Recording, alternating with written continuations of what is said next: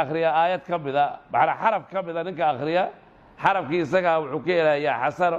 macna ajir buu ka helayaa ajirkiina 10 koor baa loo laalaabaya xaraf marka lagu leeyahay alif laam mim aliftu waa xaraf oo laamku waa xaraf oo mimku waa xaraf macna waxa weeye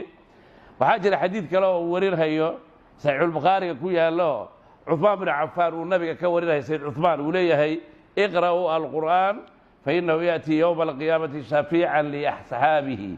war kitaabka quraanka akhriya kitaabka quraanka wuxuu shafeeca qaadi uu doodi macnaha dadka saaxiibka waa maalinta qiyaama uu doodi macnaha kitaabka quraanka waxa weeye ninku ku doodana jaadka horta yaa wax xukumayo waa ilaahay